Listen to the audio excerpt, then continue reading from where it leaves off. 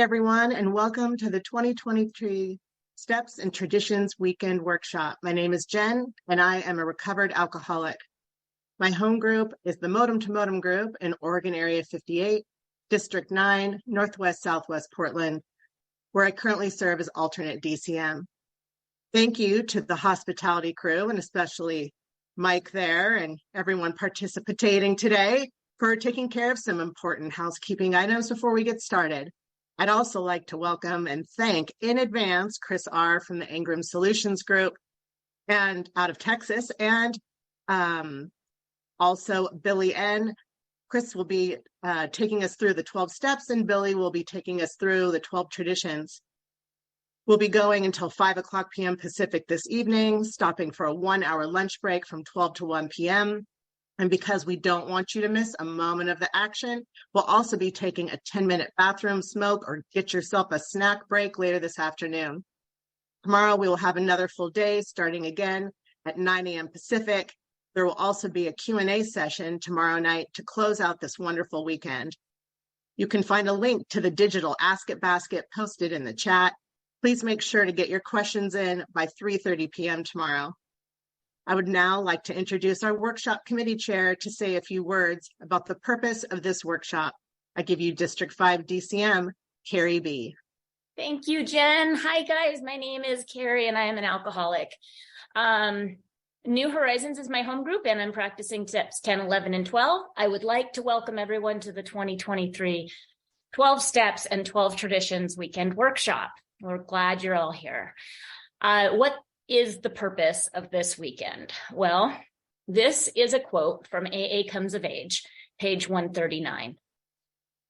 AA's 12th step, carrying the message, is the basic service that our fellowship gives. It is our principal aim and the main reason for our existence.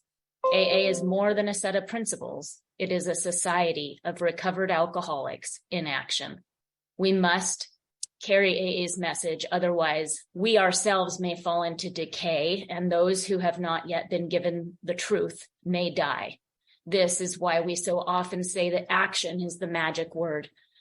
Again, that comes from page 139 in the book AA Comes of Age. I'm 12 years sober. When I was first taken through the 12 steps, I was rocketed into the fourth dimension of existence. The steps, our first legacy, rocketed me clear over the second legacy, the traditions, into our third legacy of service. I was on fire. I was trying to carry the message to anyone and everyone who would hear it. I'm sure no one in this room could relate to that. With perfectly good intent, I created a lot of wreckage. I didn't have any guardrails. I didn't have an understanding of the 12 traditions and just how vital they really are. I became involved in general service, and soon after, at an area assembly in the marathon meeting room, I met a couple of people who, although very involved in general service, knew very little about the big book and didn't have an understanding of the steps. I see that it can work both ways. I've been taught that the 12 steps are our message. They're the only message that we have to offer in AA. And that the 12 traditions are here to protect that message. That's what we're doing here this weekend. Hopefully, those of us in love with the big book can have an open mind and a new experience with the traditions. And those who may already be acquainted with the traditions may have a new experience with the steps. Thank you for allowing me to be of service this weekend, and please enjoy our workshop. Thank you, Carrie. And now, to officially get this workshop party started, I'd like to introduce our prayer chair, Joy. Thank you so much, Joy, recovered alcoholic, and I am honored to be the prayer chair for this weekend. I have a home group and I have a sponsor, and I'm active in as a member in Alcoholics Anonymous. And this is a prayer for open-mindedness to get us started. God, please help me lay aside everything I think I know about AA, our steps, and our traditions. Please allow me to keep an open mind and the ability to learn something new through the literature today, so that I may have a whole new experience with both the fellowship as well as the 24 spiritual principles. Amen. Thank you, Joy. And now, without further delay, here to share his story with us, it is an honor to welcome our friend, Chris R. from the Ingram Solutions Group. Chris, you have 35 minutes. Thank y'all so much for letting me come. Dadgummit, I sure do appreciate it. My name is Chris R. I am a recovered alcoholic. Sober date November 13th, 1987, after years of stumbling around with this. And we got a little big book group in Ingram, Texas. Meets on Monday and Wednesday, and we study the literature, and that's it. We love it to death. Y'all are welcome if you ever up in the hill country in Texas. We're about 60 miles just west of San Antonio. We're up in the hills, kind of right in the center of Texas. And y'all are sure welcome if you want to come visit. If you could, it wouldn't be too much trouble if you could bring some rain with you when you come. We would appreciate that. I'm going to tell you, Texas is dry. So I really want to again thank everybody, Perry and Mike and everybody that had anything to do with putting this together. We did this a while back with Billy, and Billy and I have known each other forever. I've sat in Yankee Stadium and watched the Yankees play with Billy back in the day, and I married a Yankee, and that's why I ended up meeting Billy back a gazillion years ago, and looking forward to spending a few hours with him as well. I want to remind everybody, I have, over the years of doing this, I have mastered the art of watching the clock and speaking at the same time. So I'm paying pretty close attention to that old clock. So if you guys don't get, I'm not going to go over. It's been pointed out, talk pretty fast, and I'm going to try to slow that down. I will fail miserably. I'm going to try to do the very best I can, but that's the way that works. I want to make a kind of a little declarative statement here. Always do when I speak.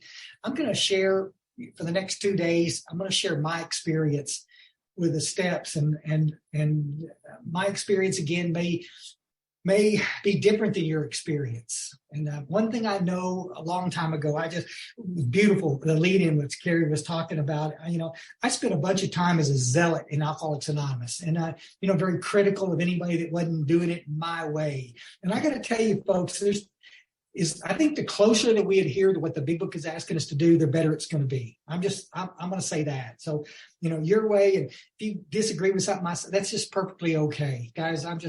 My experience is 7 years in and out of Alcoholics Anonymous, not being able to stay sober. And I've also spent a bunch of years in the treatment biz, doing clerical work for a treatment center. And I'm not a therapist or a counselor, but watching thousands of people come in and leave, and watching their experiences in our beautiful fellowship. So I'm coming from a perspective of that.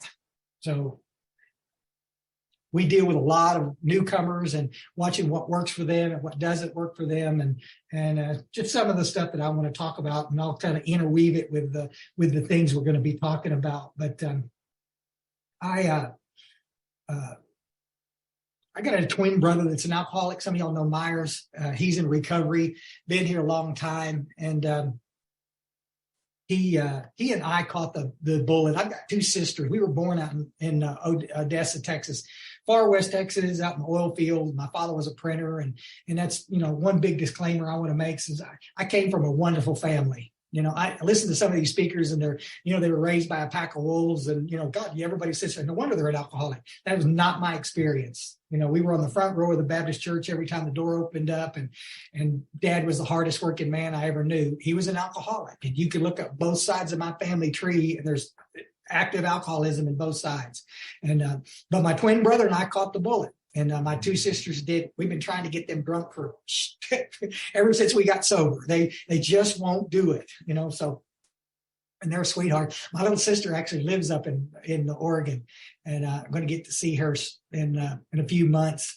But Pops moved us to the hill country in 1964, soon after I lost this eye in a rock fight, and we had an idyllic life, guys. I mean, I wish I could turn the camera around and show you that. I'm right down here on the Guadalupe River, and a beautiful little place. I'm about 5 miles upstream right now from where I took my first drink, and Boone's Farm apple wine. Yeah, buddy. I was in high school, and kids bought a bottle, and we were down there on the river leaning up against one of those 700-year-old cypress trees, and I drank a bottle of Boone's Farm. And January 1971 is when I took my first drink.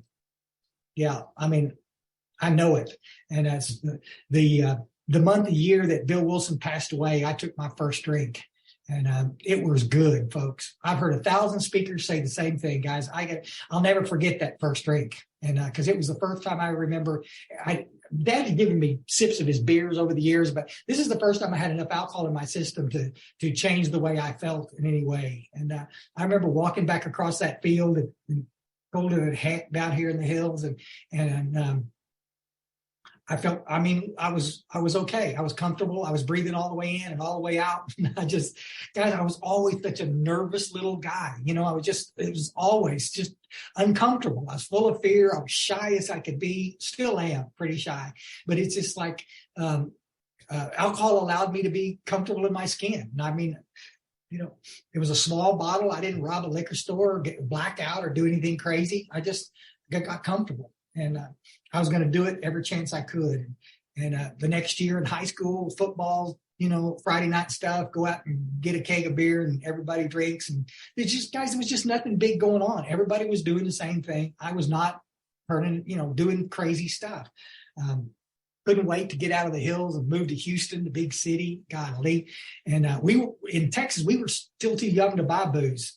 You know, I was 18, 19 years old. You had to be 21 back in the day. And but my next door neighbors there, and we got a little raggedy apartment in Houston, my brother and I think 7 other guys. Y'all know the kind of place it was. Green shag carpet, beanbag chairs. Oh my gosh, all of you old 70s know exactly what I'm talking about. Anyway, it was good, and we were drinking, and no problem. But I got to tell you, there was something that started to slide in along with the alcoholism, and that was depression. And, you know, therapists always want to talk about, well, which came first, the chicken or the egg? But one of the number one symptoms of untreated alcoholism is depression, folks. And the only way that I can get comfortable in my skin is to drink. And I'm starting to do what so many of us in this beautiful room have done. I'm starting to look around me for solutions. Because I'm not really happy. Now, listen, again, I'm not getting in trouble with alcohol, but I'm changing a lot of jobs. I'm convinced that if I could just get the right job and the right woman in the right town, then I'd be comfortable in my skin. I wasn't doing this so I could stop drinking. I was doing this just so, you know, I could be happy all the time, not just when I was drinking. And golly, guys, I never got fired from a job, but I quit 34. I'm in the food business. I was a professional chef. And of course, any of y'all in the food business knows, but you can quit a job and 2 hours later have another one. And I'm pretty talented at what I do at the time. And went to Austin, Texas, went to Atlanta, Georgia, came back, went to Vernon, Texas, came back, went to Houston again. I was constantly moving, guys, catching up with me. And not a happy camper. Let's say that. I ended up getting married in one of those little geographic cures, and I married a nice girl and moved up to North Texas. I walked away from a little restaurant we'd started and moved up to North Texas to be closer to my twin brother. Got a job at a country club and you know, steady drinking, starting to do little outside issues. Only time I'll mention that, and mixing it with the alcohol. We called it our alcohol enhancers, but you know, guys, not happy. And I came home one night after a day at work drinking, and in the restaurant business, again, guys, they don't care if you drink on the job or not. As long as you show up and do your job, nobody cared. I don't remember what the fight was about, but I had a little pushing match with my wife, and she asked me to leave, and I did, and came back a few hours later, and I sobered up a little bit and apologized to her and explained to her what I'd been doing, and she had no idea how much I was drinking. And we had the conversation that I needed to quit drinking. And I'm all for this, guys. I mean, there comes a time when alcohol worked, and then there comes a time when alcohol stops working. And that's the tough part. Bill Wilson talks about, you're going to know loneliness like few do. You get to that place where you can't imagine life living with it. You can't imagine life living without it. And I just like, okay. And I looked her in the eyes with tears and said, I will stop drinking. And we had a conversation. No, let's make sure we're on the same page. And I poured all the alcohol and stuff out. And the next day I called Alcoholics Anonymous. This was in the early 80s, folks. And I went to my first A&A meeting the next day. And a week and a half later, the chef asked me to stay after and have a beer with him, go over the function sheets for the next week. And I drank a beer. And I came home, I patted myself on the back because I didn't get drunk. But my deal with her wasn't that I wasn't going to come home drunk. My deal with her was that I wasn't going to touch another drop. And I drank, never gave it a second thought. Y'all understand that? That's the insanity of that first drink. Bless her heart. She was done. And I spent the next 7 years, guys, in and out of Alcoholics Anonymous. And I need to tell you, I am not being critical of any of those people up there. I just happened to be in an area at the time, the meeting I was going to, there weren't any big books in the place. There were steps and traditions on the wall. We read how it worked from the plaque. And I didn't have a sponsor, and I'm working the steps, because we're not talking about the steps in the meetings. We're talking about everybody else's problem. And I'm going crazy, guys. And a lot of y'all hear me talk before. If y'all heard me, and I'm not being critical of that. There's a lot of meetings like that out there, folks, and they're just more power to them. If they can get sober that way, this is not a problem-solving fellowship, folks. This is a spiritual program of action, just like Carrie just read. Our main job is to get these newcomers connected spiritually and in their own understanding, and have this experience so that obsession goes away. And I can't do that. Listen to you talk about your dead cat. I'm just saying. I'm pretty direct, guys, but I can't, and neither can you. I'd come back in, pick up another chip. Those old guys would shake their head. I knew that little one-eyed guy wasn't ready. And then here we go. They'd go around the room and tell me how they got here and try to scare me into recovery. It is the number one complaint that I have in Alcoholics Anonymous, is that we believe that's how they get the newcomer to stay. Identification is so important. But guys, unless we connect the drama with the symptoms, these guys they're not paying attention to that. They're sitting there just like me with their arms folded, rolling their eyes, saying, I've never had a drunk driver charge. I've never robbed a liquor store. I don't take my clothes off in public. I'm not, all the crazy stuff that some of y'all are doing, I'm not doing. I did take my clothes off in public one time. I'm just saying. But that one time. I know normal people that have done that, though. So what the heck? I don't know. It's like they're trying to scare me into recovery, and that's just not going to work. 1987, I'm done with AA. It doesn't work. I've got a therapist. I'm an IOP, intensive outpatient. I'm learning all about my triggers and everything. And I can stop for short periods of time, guys, but in the long run, I'll become so uncomfortable in my skin, I can't stand it. And that obsession comes back, and I'm off to the stupid races again. So I came home one night and picked up some return checks and in the mail, and guys, just got up and to the medicine cabinet and tried to off myself. I had some pills stashed up there, and I'm just done. I've been in AA for 7 years. I can't stay sober. I've been to therapy. I've been to church. I've done everything anybody's asked me to do. I'm on all kinds of vitamins, and I can't stay sober. And I can't keep living like this. And I got those pills that hit my stomach. And about that time, I heard a voice said, don't do this, go back to AA. I don't know what I heard, guys. I believe God intervened on me that night. And I made myself sick, laid down and conked out on the side of the bed. Next morning, I woke up and that voice was still in my head. Don't do this, go back to AA. And as luck would have it, I was running late the next day. I couldn't go back to my old home group.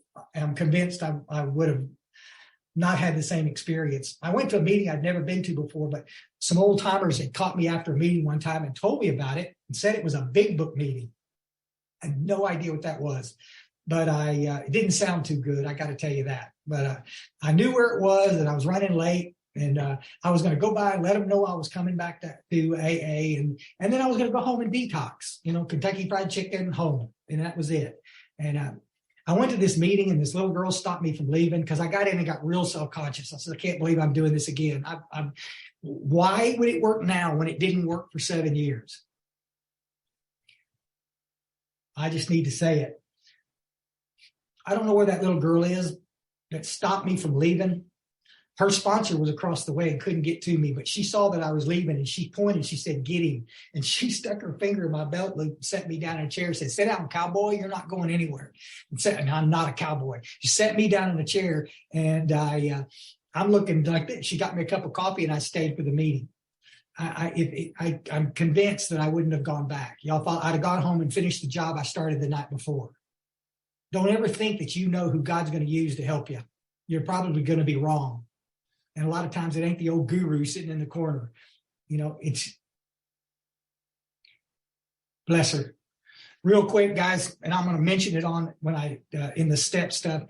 They went around that night and shared a bunch of hope with me. And there was nobody in there. Let's tell Chris how we got here. That chairperson said, let's tell Chris how our lives have changed as a result of working the steps. And I went, holy shit, I've never heard that as a topic. And it was like a gratitude meeting. And they went around and they talked about getting their new car. And lady across the way had her car keys and she was holding them up. She was about a year and something, 3 months, I think. And she got her a brand new car. And the guy sitting next to him started a little business, little landscape business. And he was all excited about making a little money. And I thought that was the coolest. You know, he was just this big old grin on his face. And lady at the end of the table had gone back to art school. I was 35 years old when I was sitting in that meeting, guys. Lady at the end of the table was a little older than I was, but she'd gone back to school. She got her art degree. And y'all can see I love art. None of it's mine. I'm talentless, but I love art. And the guy sitting next to me had opened his billfold and had 2 little Polaroid pictures of his little rat kids, you know, and he was just holding them up. And he'd come to AA and met this little girl, and they got married and had a little family. And he had little tears in his eyes looking, just talking about these. End of the meeting, they asked me if I was ready to stay sober one day at a time, and I picked up what was going to be my last desired chip. It's in the closet right behind me. Yeah. And on the way out, these 2 old geezers stopped me, 2 old cowboys, and they had big books in their hands. And they stopped me and said, Chris, I know you're not, you know, you got to go get detoxed. But can you sit with us for just a few minutes? So maybe we could help you figure out why you can't stay sober. And of course, I'm indignant. Y'all understand? I've got the best psychiatrist in Dallas, Texas, on my payroll. I mean, it's like, yeah, all the professionals out there have not been able to help me stay sober. And now these 2 old country bumpkins with busted up big books with duct tape around the back end of them to hold them together. Now they're going to help me stay sober. Now, you know, okay. But for the first time in Alcoholics Anonymous, guys, this is my truth. For the first time, somebody opened the big book and they started showing me the first step. And they explained it. It didn't take them 20 minutes to do. And I went home that night. It was about 30 minutes later, guys. I went home and they said, Chris, if you'll work these steps with us quickly, I guarantee you'll have a spiritual experience and you can recover from alcoholism. And of course, I've been around AA long enough to know you can't recover. We'll always be recovering. And here we go. Compacted with a bunch of information I heard a lot of people share, but can't be verified in the big book. I got to tell you, all those old country boys of my life, they were integral parts of my early sobriety. And I went home that night excited for the first time that I might have a chance of actually beating this. Next morning, I got up and they showed me how to make a pot of coffee. And we ended up doing a 3rd step prayer after the meeting in the back room. They explained the prayer and we did a 3rd step. And they gave me a notebook after lunch. They took me to lunch. And afterwards, they gave me a little notebook and told me to start working on a 4th step, showed me the directions on how to do that. And I get emails all over the world, me doing this kind of stuff. That's too quick. It's not. Bill Wilson's detoxing on day 3 in Towns Hospital, making amends letters from the hospital as Ebby's trying to show him how to do these spiritual principles, these spiritual actions. I mean, he didn't have his spiritual experience because he went to detox. He had a spiritual experience because he finally got off his butt and started actually doing something. Just saying. Guys, I got to tell you, the rest of my story is they got me involved in service like that. And I started sponsoring the first year I was sober. You know, a few months in, I started sponsoring some little newcomers, and they were watching me like a hawk. They walked me right straight through it, and the rest was history, man. We ended up 5 years later, ended up coming to the Hill Country, and we opened this little AA group where we could talk about being recovered without getting our heads handed to us. And I heard a speaker on a Zoom last night and says, "You want to piss anybody in AA off? Just say anything." I just like, there's going to be somebody going to disagree with you. That's just all there is to it. So, yeah, we wanted a place where we could study the literature. And we've got a little AA club it's called the Outpost. It's a little recovery club, and you can have a meeting there anytime you want, but it's got to be literature based. So there's plenty of other places for the open discussion, just talk meetings. But we sure have watched a lot of people get well. I got to tell you, I think one of my biggest observations over the years, based on my own true experience, but also watching other people downstream, the people coming into treatment, people that are coming into our AA group, and they're just disgusted. I mean, how many times have I heard this? I've tried AA, it doesn't work. And then you talk to them for a few minutes, and you find out they didn't try jack. All they did was go to a bunch of meetings. And I'm not knocking meetings, guys. It's a part, our fellowship, it's the unity piece of it. It's a part. We've got to do that. But there's nowhere in the big book that says if you go to a meeting, you'll stay sober. It's saying we're supposed to be working the steps. And part of working the steps is being around other people and helping others and being of service. And that's what this whole thing boils down to. There's I wanted to read this real quick. Some of y'all know this because I've talked about it before, but there's a pamphlet out there. I'm sure Carrie can show you how to get one if you're local, whatever. It's a members. Can y'all see this? There's a glare on it. It's a member's eye view of Alcoholics Anonymous. It's an old pamphlet. It's one of the older ones. A guy named Alan McGinnis wrote it. Wonderful. It was done of a talk he did in I think it's the early 70s, 1971. It was an excerpt from several talks that he did. It was one of the first. And Alcoholics Anonymous took it and made a brochure out of it. And there's some of the best stuff out there in this brochure. So if you can get it, it's actually P41 is the number. You want to jot that down, and you can go online and order it from GSO. But one paragraph, there is a widely held belief in AA that if a newcomer will simply continue to attend meetings, something will finally rub off on you. And the implication, of course, is that something which rubs off will be this so-called miracle of AA.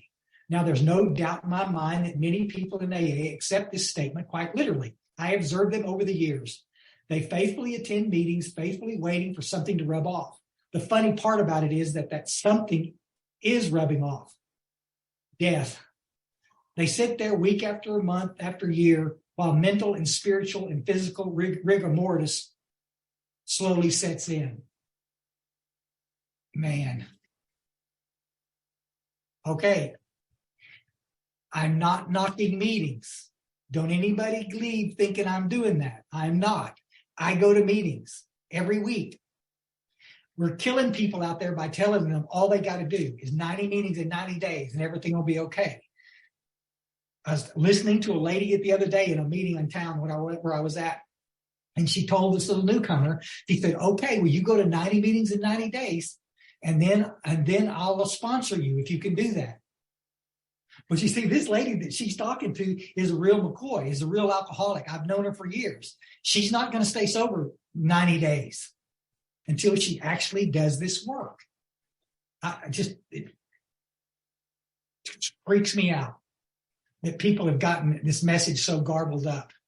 I know it's easier to tell somebody to keep coming back, and I don't want us to stop doing that. But if that's all we're doing, we're not doing that newcomer a bit of good. These old timers stayed after the meeting and sat down with me and showed me the pages, explained what this disease looked like. And for the first time, I understood. Once you're convinced you're a real alcoholic, folks, those are Bill Wilson's terms. He talks about it. I'll read them in a minute. Bill Wilson talks about the real alcoholic. Once you find out that you are, nothing will stop you from doing this work. But I got to tell you guys, and I'm not trying to be divisive whatsoever, Alcoholics Anonymous is chock full of hard drinkers. There's a lot of people in our fellowship that are not real alcoholics. They don't have to have a spiritual experience in order to recover. They don't have to get involved in service. All they got to do is come to meetings and visit with their friends and go home. And that's It's so cool. It's not what we're about. That little newcomer, I got to say it, folks, there's a lot of people out there looking for the cure for alcoholism. Every time we turn around, there's another pharmacist coming up with another pill that's going to fix this problem, another therapeutic technique that's going to come down the pike and help. There's not. There's this little fellowship called Alcoholics Anonymous with a program that's so absolutely guaranteed to work. It's not even funny if we will actually do the work. I'll say this real quick. My time's getting short. Sometimes I was on a Zoom not long ago, and there was a guy doing the steps in there, and this was actually a newcomers meeting on this Zoom, and I was visiting it because I had a friend that was chairing it, and I was watching this Zoom, and this guy up there had a board up there behind him, and he was doing a bunch of chalk work. And did y'all ever see the movie A Beautiful Mind? Y'all remember when this guy's up in his room like that, and he's got this chalkboard and his pens and this, lines connected to this, and then this brings us this over here, and this brings us over here, and it's like, oh my God, how confusing can this possibly be? One of the things that's happened to us in the fellowship is that, and it's propagated by some of us old timers, is that we get bored with the simplicity and we want to complicate it so we have something new to talk about. Which is fine if you happen to be 20 years sober and you want a new experience and you want to learn something different. There's lots of things out there that you can add to this. But when we're working with a newcomer, I really think it's important that we open the book and start cherry picking and showing them how to do this work. I'm not sitting down with my guys and reading the book. You can if you've got time. I'm opening it up and cherry picking. I've got a little guide that I use, a little quick outline to qualify a newcomer. And that's what the same thing those old guys did for me 35 years ago. And I've got it. I could email it to you. I'll put my little email at some point in the chat. You guys can holler if you want it. I'll be glad to send it to you. But the deal is to get them through this work quick. I'll say it quick. The old timers used to, I still hear people in meetings all the time. Well, this is not a race. Yes, it is. It absolutely is a race because that obsession's coming back. So the sooner I can get them through the work, the better that's going to be. The guy that brought Alcoholics Anonymous to Texas, a guy named Larry Jewell, had never been to a meeting. He needed to get out of the cold environment.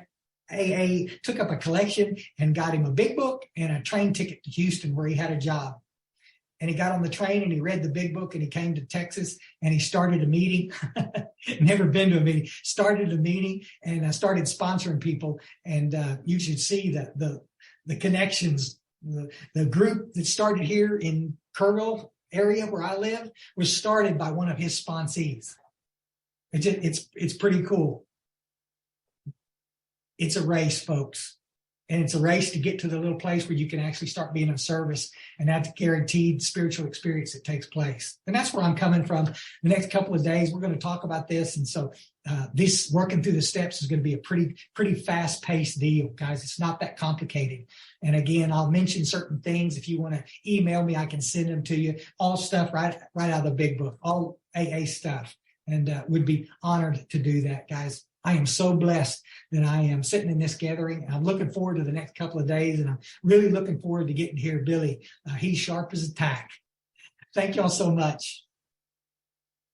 Thank you so very much, Chris.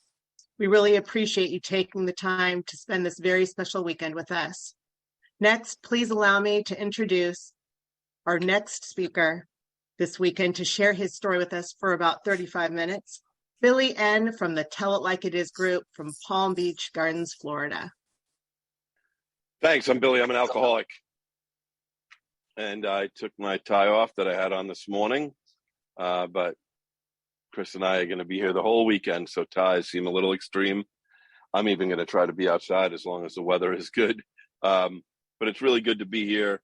I want to thank the district for hosting this event and anyone who had anything to do with it. It's great to be with Chris and thank him, really thank him for mentioning what might be the greatest paragraph in any AA literature. I mean, I know that's a pretty strong statement, but that little talk that Alan gave, that paragraph And I'm actually going to talk about a lot about that in Tradition 1 today. After I tell my story, that sometimes I feel the most disunifying thing we do in AA is not talking about AA regarding recovery. And we should not be afraid to embrace that talking about, I'll just read it now. If you're not familiar with this, it's story 105 in As Bill Sees It, which used to be called AA as a Way of Life. But the top of it goes like this: to spend too much time on any one alcoholic is to deny some other an opportunity to live and be happy. One of our fellowship failed entirely with his first dozen prospects. He often says that if he had continued to work on them, he might have deprived others who have since recovered of their chance. And then perhaps maybe the greatest statement in all of this book: our chief responsibility to the newcomer is an adequate presentation of the program. If he does nothing or argues, we do nothing but maintain our own sobriety. If he starts to move ahead even a little with an open mind, we then break our necks to help in every way we can.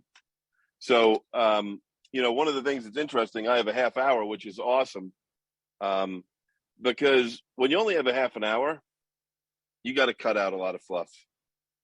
And one of the things that you realize when you stay here for a little while is a lot of the things you used to think were very important when you told your story are not important.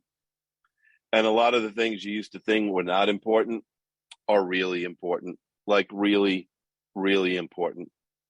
And we've already mentioned that, and I'm going to start off talking a little bit about the allergy and the mental obsession for this reason, because in my life right now, in my current life, and in the last 4 months, I have had an insane amount of people who are close to me die, pass away, including Tom I, including Chris B at a very young age a few weeks ago. And I'm not going to say that it's been easy, and I'm not going to say that I have liked it, and I'm not going to say that, I haven't had this kind of emotional stuff on my mind in a while. But, what Chris was talking about, and in my own story, what I want to make sure is important is, what it says on page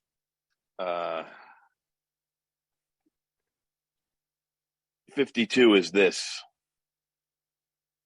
We had to ask ourselves why we shouldn't apply to our human problems this same readiness to change our point of view. Not to our alcoholic thinking, not to our alcoholic mind, but to our human problems. And why do I mention that in talking about my story? Because I have a partner at work and another executive, and we work closely, and we have for almost 8 years now. And he had a very kind of emotional thing going on in his life the last week regarding one of his children. He has other human problems too, just like I do. But what's the difference between him and I? Why are these other human problems so mentioned and stressed in the big book? See, because my partner with these other human problems, he's allowed something called a drink. He's allowed to have a drink or two at the end of the day. It does what it's supposed to do.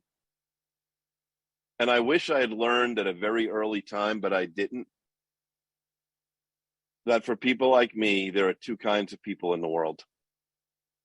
There are people who can drink and people who can't. And if you're a real alcoholic, as described in the big book, then you're a person who can't. I can't drink. I am mentally and physically different from most people. My partner at work, he can. See, because if I let those other human problems gather up on me, see, one drink is lighting a nuclear bomb. One drink is setting off a course that I don't know where it's going to end. And, I came in very young. I come from one of those raised by wolves houses. I do. That doesn't make me an alcoholic. I come from a long line of alcoholics. That doesn't make me an alcoholic either. There's lots of stuff around that house that maybe I thought was important a long time ago, but it's not really important. What's really important is, as Dr. Silkworth described to Bill W. before he went to Akron, what's really important is the medical estimate of alcoholism as it pertains to me. So there I am, a young kid, a teenager, and I already have problems. I have other human problems. I don't get along with people. I don't like authority. I've realized that even though, I'm not the kid who was picked last on the baseball team. I wasn't picked first, but far from last. I'm not stigmatized because of, I was the last kid picked on the kickball team. But early on, I knew by the time I was in 6th and 7th grade that there were a couple of things I was good at, much better than other people. I knew I remembered basically everything I read. I knew I could do complicated math in my head. I knew I could do very complicated math on a small piece of paper. So I knew I was good at that, but these other human problems, let me tell you something. Any self-discovery I make, I never use for good, okay? I just want to be clear on that. When I have my own self-discovery, it never pans out well. So when you're in 6th to 7th grade and you've already decided I'm smarter than the teachers, and by the way, if I insult teachers or social workers or Al-Anon members, I'll clean it up before the end of the weekend, okay? I'm just talking about my view back then. I believe teachers have an immense important role in society to prepare children, and I am indebted to people who chose that profession. But if you're talking about me as a punk little kid who knew you could remember everything and was good at math, yeah. I thought teachers did it because they couldn't do it. That's why they taught it. And I thought that I knew more than they knew. And, while there's only a few things that make us an alcoholic, the allergy and the obsession, if you've worked with a lot of people in AA, you get to know that there are some things in common that we have. It doesn't make us alcoholic, but it sure does seem to be common among people that have the same problem as me.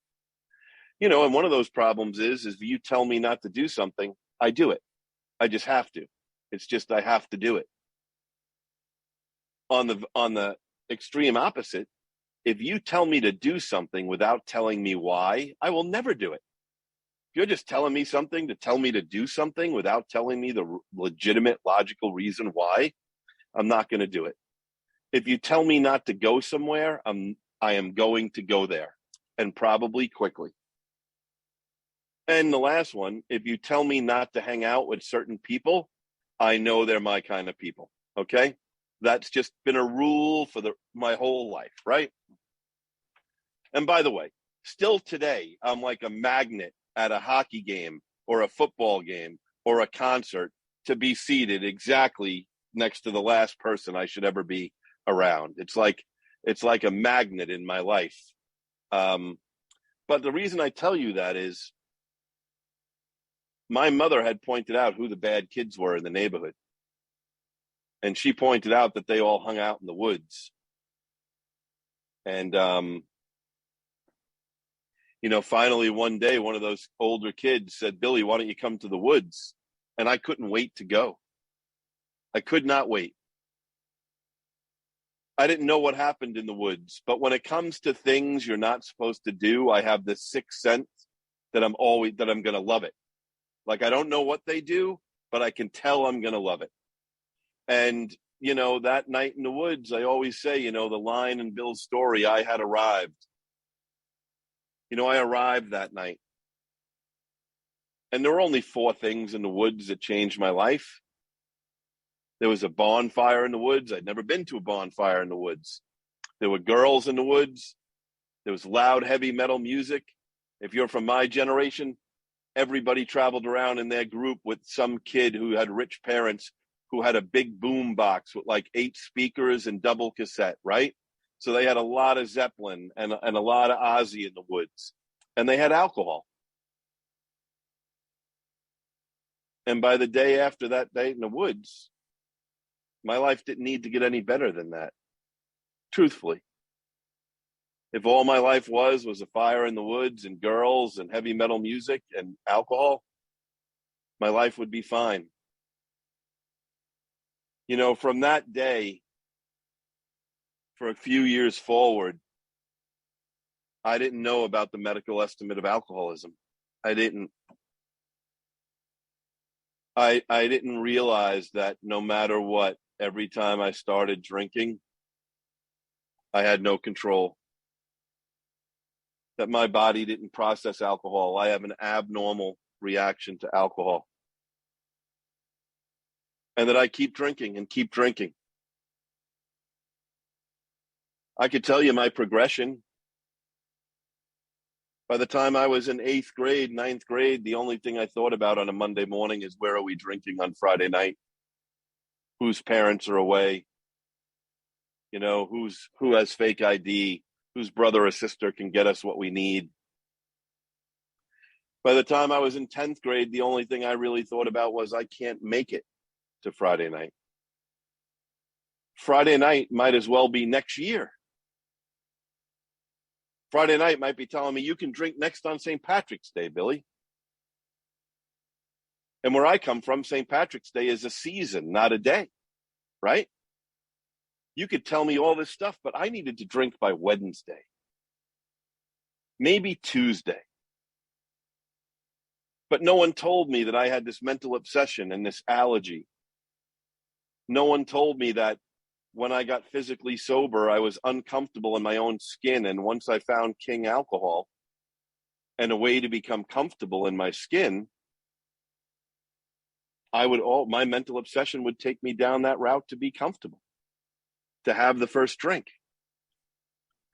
Now, I am very thankful to a judge in juvenile court who I met when I was 14 years old. And I didn't talk about judges this nicely for a long time either. But, you know, I don't know when the miracle happened. And for all of you who do service, whatever you do, I'm extremely, extremely thankful.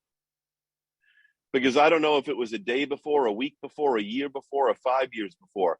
I don't know if it was somebody in his family whose life was saved by Alcoholics Anonymous, or if it was an AA service committee that whispered in this judge's ear. But somebody told this judge that someday a young boy or girl, not even man or woman, a boy or a girl might come in his courtroom. And it's possible they could be an alcoholic. And if that's the case, he should send them to AA. Now, what's important about my story there is a choice that I made. And this is how real alcoholism is. This is how real the allergy and the mental obsession are. I was offered to go to a juvenile correctional facility where I would go to school there. Judge even told me and my mother, Billy won't have to worry about you will not have to worry, even when I left for school, sometimes that didn't mean I went to school. If I was leaving for school and kids were buying beer and hanging out in the woods, well, I would do that. This judge told me if I went to this place, I wouldn't have to worry about that. They had a school right there where you lived. See, I had not been institutionalized at the time, so I didn't know better. I was scared to go away to that place because I thought I wouldn't be able to drink. And by age 14, that was not an option for me. There was no way I could agree to go to some place where I could not drink. So he gave me these other choices, which one of them was to go to some AA meetings. And, you know, I was in and out of AA from age 14 to 23. And like Chris said, I have lots of good drinking stories. Most of the world has good drinking stories. That's my experience. I've traveled with people for work, having dinner for 20 years with people. They all have good drinking stories. You know what they also have that I don't have? They go to work the day after they drink. They stop drinking when they feel a little out of control. They don't need to drink every night of the week. There's times when they have one drink and times when they have three. They've all done stupid things drinking. Doing stupid things drinking is what drunk people do. Bill W. said that in a talk to a bunch of religious people in the early 60s. Alcoholics don't have the market on doing dumb things while drinking. It's what everybody does. I was on probation my whole life. Real probation. I'm not good at probation. If I'm still drinking, I am a bad probationer. I went to that early AA. If I saw you with a big book, I knew you were a lunatic. If I saw you get out of your car in a parking lot with your own big book, I thought you were the Taliban. You were like some complete over-the-top crazy lunatic AA. I'm not going to talk to you. I went to my first anniversary meeting when I was 16. And I can tell you that I sat there thinking, they want to take my life away. They do. They want to take my party away. And I thought to myself, I was 16 at that point, 26, 36, 46. Like, even if I make it till I'm 46 years old, my big night of the month is going to be the Friday night anniversary meeting with the old lady who's 34 years old, who shuts the lights down halfway, and the old 40-year-old guy who brings a cake with candles on it. Like, that's going to be my big night out. And, that's why, the literature is so important, because we can hear so many things in meetings that are not in our literature. I hear people say all the time that their worst day sober is better than their best day drinking. That is absolutely not my story. That is not even remotely close to my story. I guess it is for some people, but not me. You want to tell me that going into a correctional facility 5 months sober was better than the first day of spring break, Fort Lauderdale, 1988? No way. I know which day was better. I think they steal it from a line that they paraphrase in the big book that goes something like, I wouldn't trade the life I have today for the life of yesteryear. Now, that's not even a remotely close question. Of course, I wouldn't trade my life for today. But you see, I tried everything. If you've ever been on a cruise or somewhere, and, or you've been in a supermarket or somewhere and you heard somebody say a code word that, like, you heard them say something like, wow, maybe they're in the club, and you ask them, are you a friend of Bill W's, or if you go on a cruise, they'll have a sign for the friend of Bill W meeting. But you know what I'm more concerned about when I meet somebody in AA? I'm more concerned if you're a friend of Fred or Jim's, not if you're a friend of Bill's. Like, do you have a personal relationship with Fred and Jim? Because even though Fred and Jim were much older than me, their story is mine as a teenager into my early 20s. You know what, some guy, by the way, if you're new, just a little helpful hint.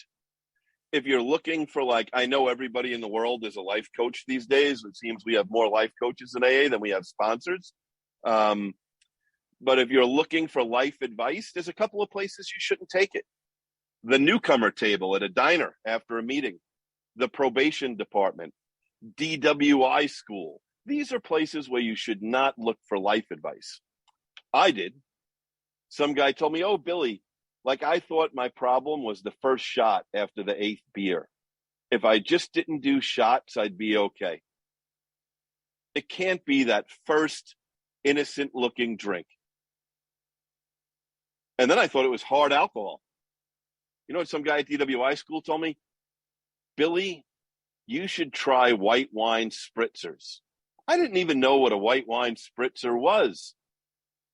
You know what I know about white wine spritzers today? I can drink like 40 of them in one night. That's what I know.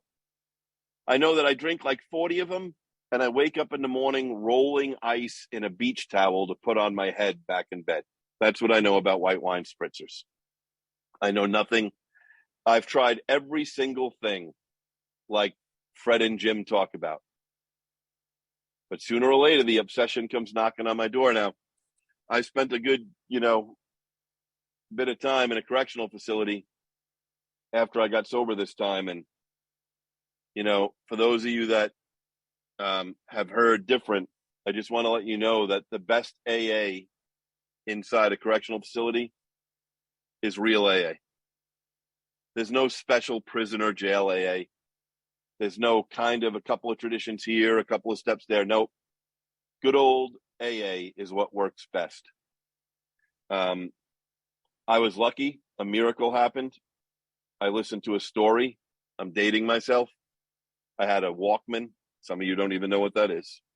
It was a little square box you could put a cassette in and listen to music on headphones that were attached by a wire that went in and had to be attached to listen. The number one song, or the popular songs at the time, were like "You Can't Touch This" and "Hammer Time," right? But I heard Tom I's tape, and I got some hope. When I was released, I lived in New York City. I needed to live someplace that I was not going to have a driver's license for a while, a good many years. I got involved in service. I got involved in the International Conference of Young People in AA. I got a home group. But my sponsor had two things that were not optional for everybody. And the one thing was we had to go to the Bill W. dinner. That was the dinner for the New York Inner Group. And he told me how important it was that meeting direct, because I know the life is different right now. But back in the day, a meeting directory was like gold. Like that was my handbook. I went nowhere without it in my back pocket. I had people's phone numbers on it. And some old timer circled meetings that had cookies and coffee because I had no money. The other thing that wasn't optional was the Joe and Charlie Big Book study. That was in 1993. That weekend, my life changed. It didn't change immediately, like on the outside, but on the inside, it changed. I learned about what it means to be an alcoholic, a real alcoholic. I learned about how important identification is for one alcoholic working with another. I learned that we say when we read it, rarely have we seen a person fail who has thoroughly followed our path. But that really means rarely have we seen a person fail who's done steps 4 through 9. I learned how important steps 10, 11, and 12 are. I learned it from two old guys who were not experts. They looked like two old guys who just like to sit around and talk about a book that they loved. I got involved in service. I put my hand up to be an alternate GSR and a GSR. That same sponsor gave me a community college application. At the time, I said to him, if I go back to school now, I won't finish till I'm 40. And he said, well, unless you die, you're going to be 40. And at least you can say you tried. That was a long time ago. I learned about a commitment to a home group. I learned about being compassionate to meeting newcomers. All this time, life has had challenges for sure. Life brings challenges. One of my biggest challenges was because of my so-called, my self-view of my brain, I didn't believe in God.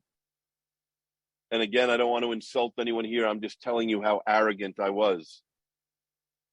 I thought God was some mystery man, smoke and mirror show in the sky that people who weren't as smart as me and didn't understand science, they believed in. That's what I thought. Today, I believe in God, not because of what I've read, not because of what anyone has said, but because by being an active member of Alcoholics Anonymous, I have witnessed miracles in other people's lives that are not possible in the human world. I've seen things happen, and this is what I want to kind of end with. I just want to get the quote so I don't mess it up.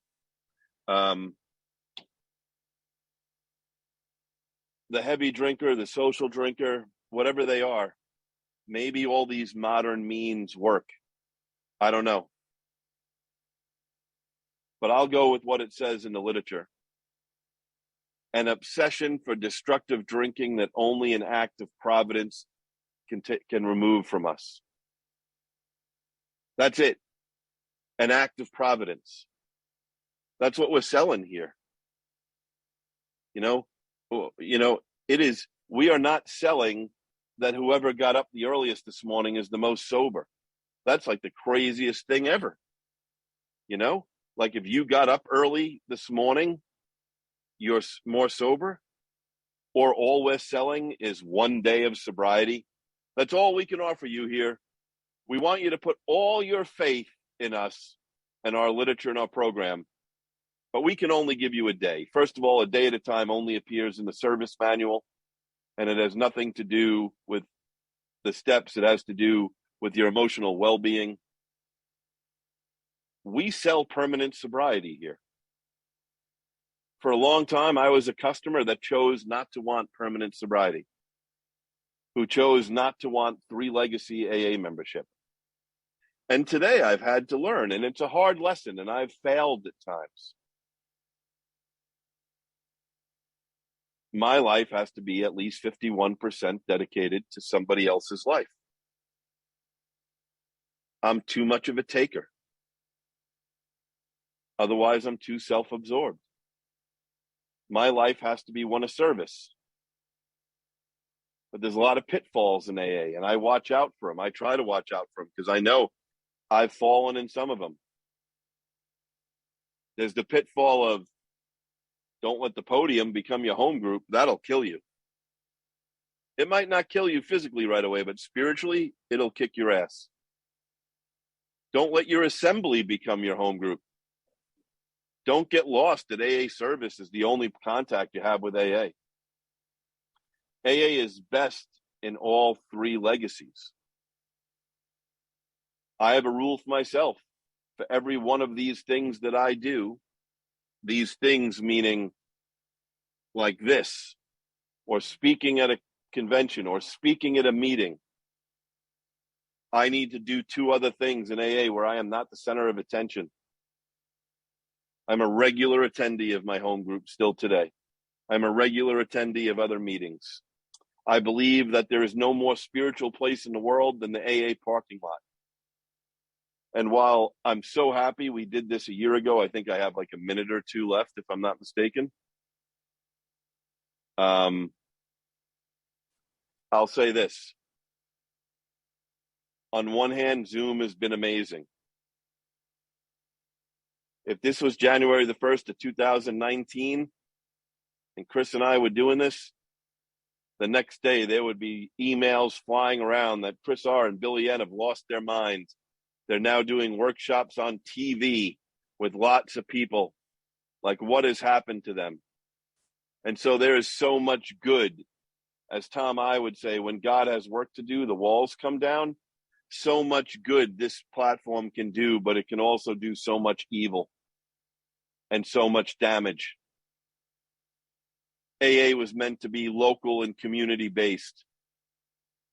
When the dark night of the soul visits you, and it will, it comes in all different forms. It's not going to be a bunch of people online that are going to save your life. You know what it's going to be? A bunch of people who drive you crazy in your local meeting at a Waffle House. Why do I love AA? I'm going to close with this. 2 members in AA who don't know each other told me the same story about the power of the Fellowship of Alcoholics Anonymous. They didn't know each other, and they told me the story years apart in their own life. And the story goes like this. They were in the hospital for something serious for a couple of days. Both people had the nurse come up to them and whisper in their ear the same thing. And what the nurse whispered was this: I know the name you're here is false and that you're famous. And both people looked at the nurse and said, what are you talking about? Like I'm a plumber or I'm a mailman. Like, what are you talking about? And the nurse gave the same response to both these AA members in the hospital.